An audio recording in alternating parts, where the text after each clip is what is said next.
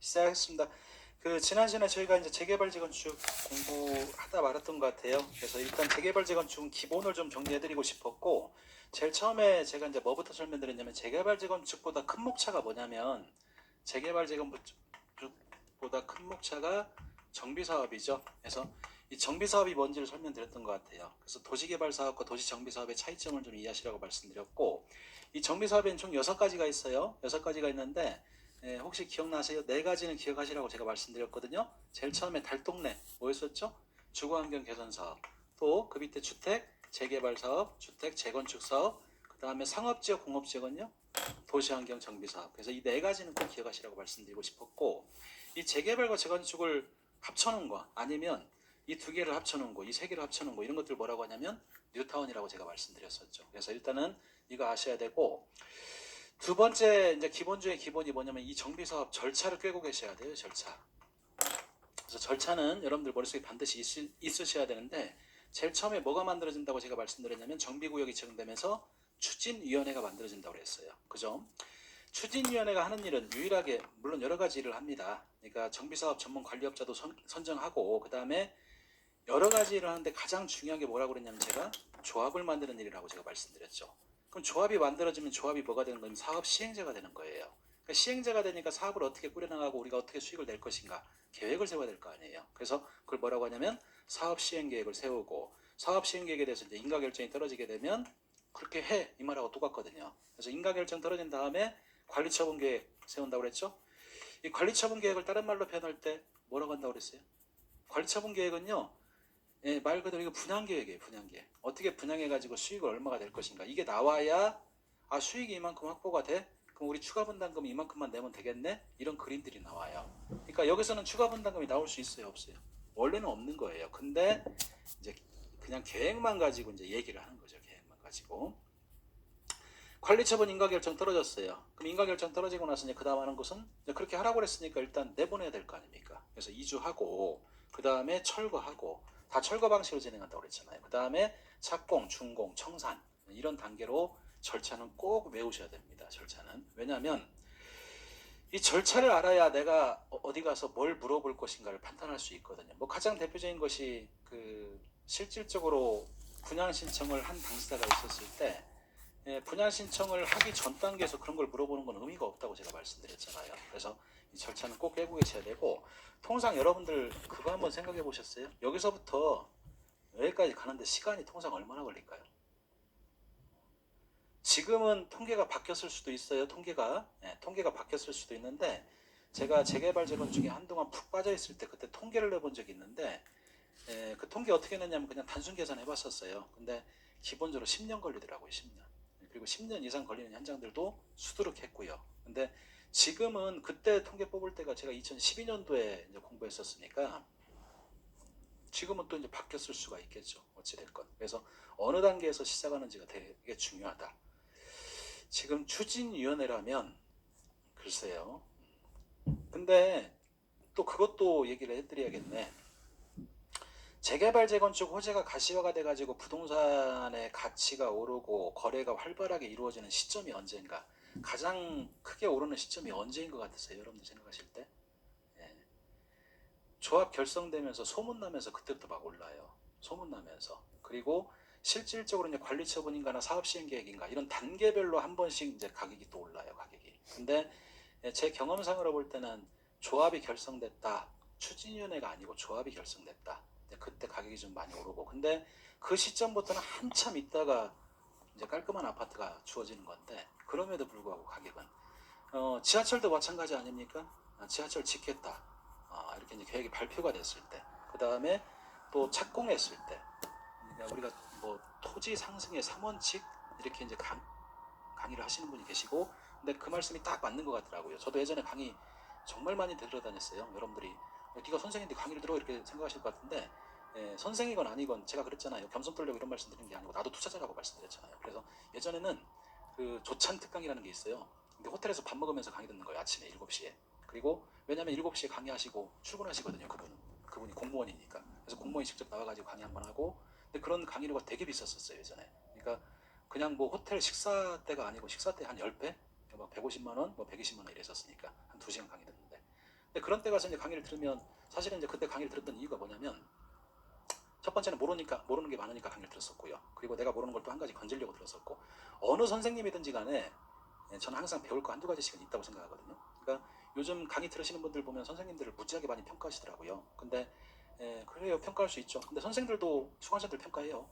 그러니까 그런 자유가 좀 있었으면 좋겠어요. 저는 평가를 못 하는데 그러니까 말씀드리고 싶은 거는 저도 강의를 이렇게 가서 듣다 보면 실망할 때가 되게 많아요. 이거 돈 날렸네, 큰일 났네, 이거 돈 뿌렸네 공중에다, 이런 생각이 들 때도 있고, 또 어떤 때는 실질적으로 이건 강의 잘 왔다 이런 느낌이 드는 경우도 많이 있고. 그러니까 저는 여러분들한테 뭐 제 강의만 들으세요? 절대 그런 얘기 안 합니다. 강의는 많이 들으면 많이 들을수록 좋아요. 근데 이 많이 듣는 타이밍이 언제냐면 내가 나의 인사이트가 형성이 안 된 상태에서 이 강의 저 강의 저 강의 들어요. 이거 결코 좋은 거 아닙니다. 이거 좋은 거 아니고 아무것도 완성이 안 돼요. 근데 내가 나 혼자만의 인사이트가 형성이 된 상태예요. 그러면은 많이 들으면 많이 들을수록 좋아요. 건질 것들이 보이거든요. 그러니까 여러분들도 어찌됐건 그 나만의 인사이트란 게 도대체 완성되는 시점이 언젠가. 권리 분석 하나 제대로 하는 거예요. 권리 분석. 그러니까 어떤 물건이 주어지든지 간에 쭉 풀어내가지고 한 장의 서류를 만들어낼 수 있는 능력이 여러분들한테 있는 단계다. 그러면은 그때부터는 강의, 2강의, 저강의 다 듣고 다니세요. 그럼 배울 게 한 가지씩 꼭 있으니까요. 일단은 재개발 재건축도 전문가분들 많이 계시잖아요. 전문가분들. 저는 많이 들었죠, 강의. 근데 참 강의 들으면서 느낀 것이 쉬운 건데 왜냐 저렇게 어렵게 설명하나, 그런 느낌들은 참 많이 받았어요. 유독 재개발 재건축은 숫자가 개입되다 보니까 많이 어렵게 강의 하시는 것 같아요. 근데 어려워하지 마시고 이것부터 정리하시고 절차 정리하시고, 그 다음에 세 번째 비례율. 그럼 답 나와요. 이거 하나만 공부하시면. 이 비례율은 뭐냐면요, 이 비례율은 사업의 성공 가능성을 비례율이라고 불러요. 사업의 성공 가능성. 예를 들어서 가장 쉽게 얘기할 수 있는 것이, 그러니까 비례율이 높다는 것은 반대로 얘기하면 성공 가능성이 높다는 얘기죠. 비례율이 낮다는 것은 사업의 성공 가능성이 낮다는 얘기입니다. 그럼 잘 생각해 보세요. 재개발 조합이나 재건축 조합은 사업을 시행하는 조합이잖아요. 사업을 시행하는데 성공 가능성이 높다는 것은 사업 수익이 많이 생긴다는 얘기죠. 그럼 사업 수익은 누가 갖는 거예요? 시행자가 갖는 거잖아요. 그럼 조합 구성원들한테 수익을 나눠주니까 추가 분담금이 많겠어요, 적겠어요? 적죠. 근데 만약에 비례율이 낮아요. 그럼 사업이 성공하지 않았다는 얘기고, 그럼 사업이 성공하지 않았을 때는 손해를 나눠 갖는 거예요, 손해를. 그러니까 추가 분담금 높아질 수밖에 없고. 그래서 사실은 재개발 재건축에 투자했을 때 수익 여부를 좌우하는 건 사실은 비례율이에요, 비례율. 이 비례율은 쉬운 거예요. 예를 들어서 갑이라는 사람이 여기다 2억짜리 토지가 있다고 가정해 볼게요. 자기 땅입니다. 자기 땅에다가 건폐율, 용적률 완빵 채워가지고 건물을 지었어요. 그래서 이 건물 건축비가 1억이 들어갔대요. 1억이. 그래서 건물을 지어가지고 이걸 얼마에 팔았냐면 4억에 팔았대요. 그럼 갑이 건물을 지어가지고 팔았어요. 이게 사업이에요, 사업. 그죠? 만약에 이런 것들이 100개고 200개고, 이게 재건축 조합이나 재개발 조합이 하는 일이잖아요. 아파트 지어갖고 파는 거니까. 원래 자기들이 가지고 있는 재산이 있었고 재산 위에다가 새로운 건축물 지어서 파는 거. 그러니까 지금 케이스 하나로 설명드렸지만 이게 쌓이고 쌓여가지고 100개가 돼버리면 그 자체가 이제 사업이 성공하는 것인지 실패하는 것인지. 만약에 내놨는데 4억이 안 팔리고 2억에 팔릴 수도 있죠.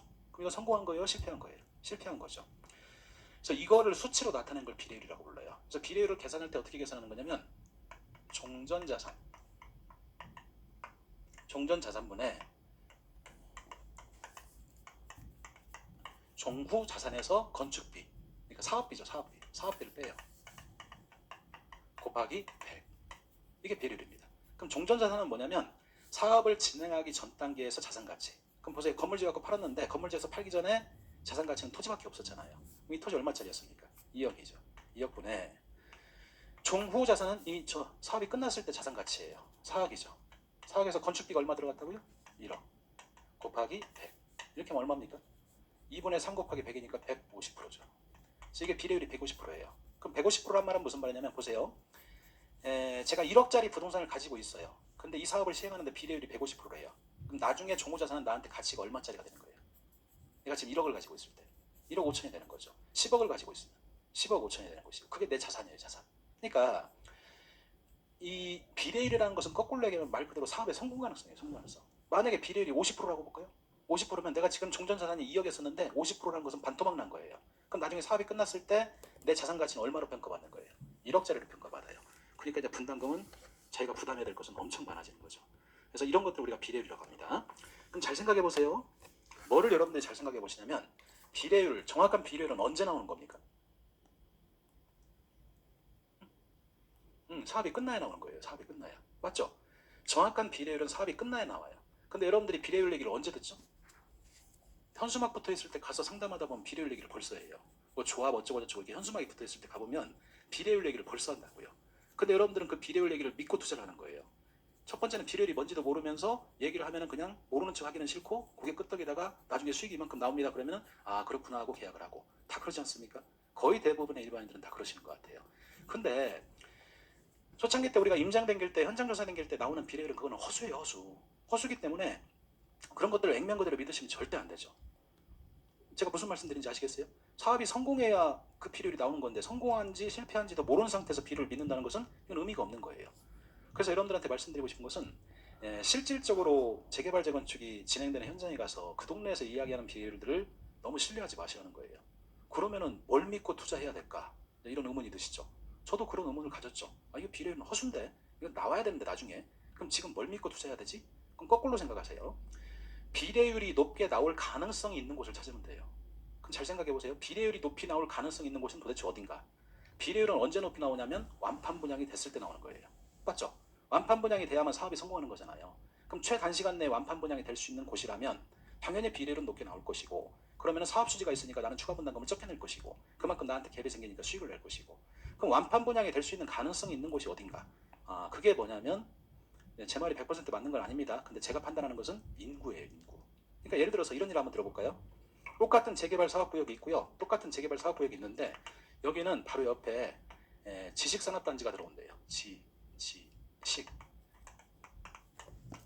만약에 바로 옆에 지식산업단지가 들어온대요. 그럼 생각해보세요. 지식산업단지란 건 뭐냐면 산단이거든요. 산단? 굴뚝 없는 산단?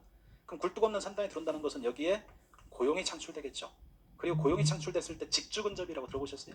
직장과 주거지는 가까울수록 좋아한다는 거. 그럼 이 근방에 있는 아파트 입주하기를 원하겠죠. 그럼 여기다 샘핑 아파트를 이렇게 지었을 때 분양이 잘 되겠어요? 안 되겠어요? 잘 될 수밖에 없죠.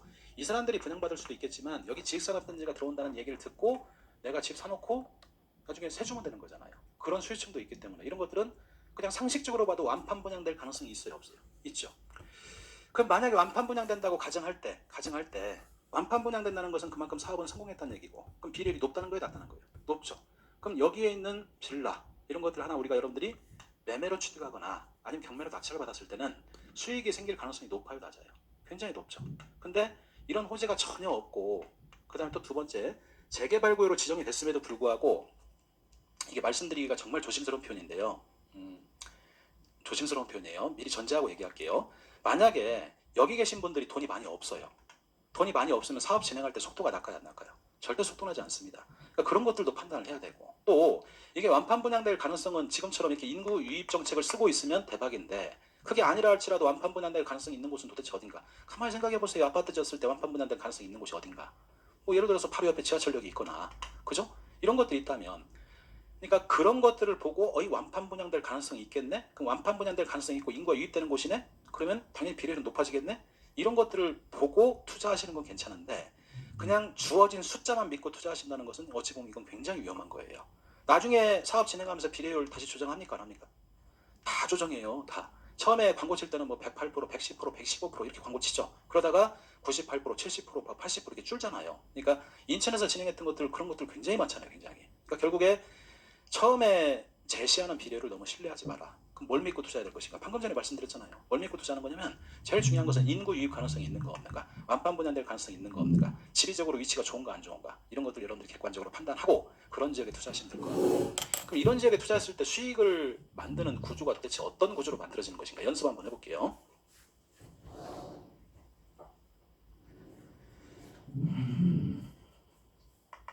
만약에 여러분들이 재개발 재건축 구역 내 위치하고 있는 빌라, 우리 지금 빌라 공부하다가 이것까지 공부했어요. 근데 빌라의 배지권을 봤더니 그냥 계산의 편의상 10평이라고 한번 가정해 볼게요. 그러니까 우리가 재개발 재건축 구역에 들어가게 되면 건물은 의미가 있습니까? 없습니까? 없죠. 토지 지분이 중요해요. 그래서 토지 지분이 만약에 계산의 편의를 위해서 10평짜리 지분을 가지고 있는 빌라라고 가정해 볼게요. 그래서 10평짜리 지분 가지고 있는 빌라가 만약에 2억이었다고 한번 가정해 볼게요. 2억. 그러니까 이 빌라 매매로 사는데 2억이래요, 지금. 2억인데 나중에 이제 재개발 재건축을 쭉 진행하게 되면 여러분들이 이제 뭘 분양받을 수 있습니까? 새롭게 지어진 아파트를 분양받을 수 있죠. 그래서 아파트 만약에 32평형 아파트를 분양받을 수 있다고 가정해 볼게요. 그래서 이 구역에서 사업 진행해 가지고 아파트가 올라갈 때 32평형의 일반 분양가가 만약에 6억이라고 가정해 볼게요. 그냥 계산의 편의를 위해서. 근데 조합원들은 일반 분양가대로 분양받는 게 아니죠. 특별 분양이죠. 좀 싸게 받죠. 왜냐면 내 땅이니까 땅 제공했으니까. 그래서 통상 조합원 특별 분양 받을 때 분양가 70% 80%잖아요. 그럼 단순 계산해서 70%로 볼까요? 그러면 32평 아파트를 받을 때 일반 분양가가 6억인데 조합원들은 70%니까 6, 7에 42, 4억 2천. 4억 2천의 분양을 받아요. 그죠? 그러면은 4억 2천의 분양을 받으면 첫 번째 수익은 1억 8천 정도의 수익이 생긴 게 맞죠. 그리고 또 여기에 P가 붙을 수가 있겠죠. 또 두 번째 수익은요. 만약에 지금 2억이잖아요. 종전자산이. 근데 비례율을 100% 했을 때는 내가 4억 2천에 분양받아야 되니까 추가 분담금 얼마 내야 됩니까? 2억 2천의 추가 분담금을 내야 되겠죠. 이해되시죠? 이게 기본이에요, 기본. 근데 이제 두 번째, 이 2억짜리 빌라를 가지고 있는데 만약에 이 사업의 비례율이 150%라고 볼게요. 150%라고. 그럼 내가 가지고 있는 건 지금 2억짜리 빌라지만 이 비례율이 150%라는 것은 나는 얼마의 부동산 가치를 가지고 있는 거예요. 이게 150%니까. 3억이죠. 그럼 여기서 내가 2억이 아니고 3억의 부동산을 갖고 있는 거잖아요. 3억. 그럼 이걸 3억을 빼볼까요? 그럼 추가 분담금 얼마 있으면 됩니까? 1억 2천만 있으면 돼요. 비례율이 이거를 좌우하는 거예요. 이거를요. 이해되세요? 그러니까 비례율이 낮으면 추가 분담금은 높아지는 거예요. 비례율이 높으면 추가 분담금 낮아지는 것이고. 그래서 이게 기본 구조입니다. 근데 만약에 이 2억짜리 빌라가 경매가 진행 중이에요. 경매가 진행 중인데 옛날에는 일반 물건 무조건 80%에 받았다고 말씀드렸죠? 이걸 80%에 낙찰받았다고 볼까요? 28에 16, 1억 6천 주고 낙찰받은 거예요. 근데 경매로 1억 6천을 주고 낙찰받았는데 비례율이 150%예요. 150%. 그럼 낙찰가 150%가 아니죠. 지금 법사가 감정가가 얼마예요? 2억이죠. 그럼 2억짜리를 1억 6천에 낙찰받았는데 비례율이 150%라는 것은 나는 1억 6천 주고 낙찰받았지만 실제 이 부동산 가치는 얼마짜리예요? 3억이죠. 아까 특별 분양 받을 때 분양가가 4억 2천이니까 4억 2천이요. 그럼 잘 생각해 보세요. 내가 투자한 건 1억 6천이잖아요. 맞죠? 근데 4억 2천짜리 아파트를 그냥 받는 거예요. 그럼 이 갭이 뭐가 되는 겁니까? 이 갭이 수익이 되는 것이고 여기에 일반 분양가하고 갭이 또 수익이 되는 것이고 여기에 P가 붙으면 그게 또 수익이 되는 것이고 이게 가장 이상적인 재개발 재건축 투자예요. 가장 이상적인 거. 그러니까 이런 것들이 동그라미가 되려면 지금 좌우하는 게 뭡니까? 내 수익을 좌우하는 게 뭐냐면 첫 번째는 물건을 얼마나 싸게 받을까. 이게